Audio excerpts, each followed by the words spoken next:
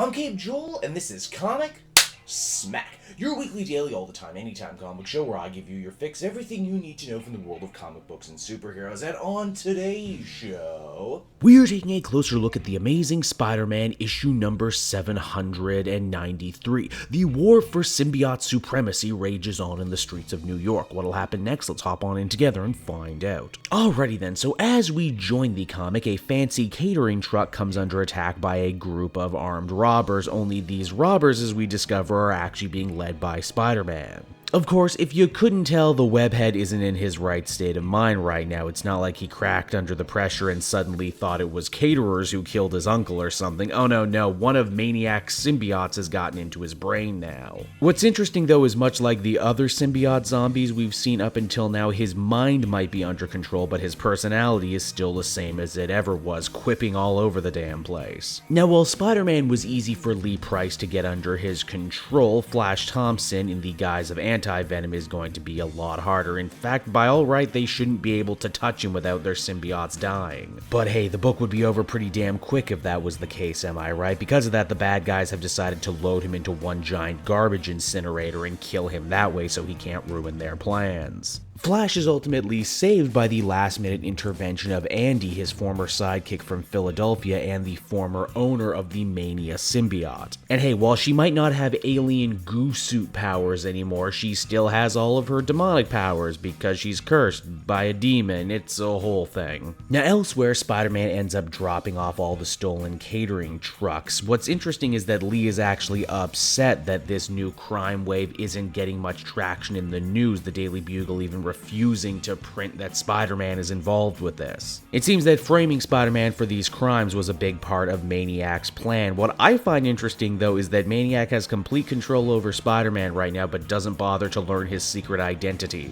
And you know, this right here is one of the main reasons why Lee Price sucks so much as a character. His motivations, his wants are so low aiming. Now, on Maniac's order, Spider-Man ends up busting up the Daily Bugle, trying to get them to print more bad stuff about him. What's funny though is that Robbie, in a wonderful, beautiful instance of self-awareness, says the only reason he didn't print about Spider-Man's involvement is that he pretty much jumped to the conclusion that Spider-Man is under the control of an evil villain again. I mean, it's only happened about a billion other times, right? Flash shows up as Anti-Venom to protect the Bugle workers from Spider-Man, even though he really had no way of knowing Spider-Man was there, but hey, lucky guess, right? Their fight's actually pretty cool. They knock each other around in the snow for a little bit. Spider-Man says all the worst things to Flash while under the evil influence of the symbiote. Ultimately, though, it's Black Cat and Eddie Brock who show up with an anti-venom weapon that managed to get Spider-Man back to his senses. I honestly wonder why Eddie's still sticking around right now. All he wanted was to get his symbiote back. He did that, but I guess Maniac made it personal now, even though the two men haven't actually met face to face yet, as far as I know. As the comic winds down, Felicia gets the rest of our heroes and the reader by extension up to speed on what Maniac's real plan was. He stole the catering trucks because he plans to sneak inside a big banquet summit for the 5 families, the most powerful crime lords the world over. For you see, Lee no longer wants to just be Kingpin of New York. Oh no, he wants to be Kingpin of the world as the comic ends. So that was Amazing Spider-Man, everybody, and part 4 of the Venom Inc. storyline. It was adequate enough, but it did feel like there was a fair amount of wheel spinning going on. A mind-controlled Spider-Man is well-worn territory, so much to the point even the characters in the story mention how many times they've seen it before. And I mean, if you A, weren't gonna do anything new with it, and B, have it only last as long as an issue, then what was the point of doing it in the first place if only to pad the crossover a little longer?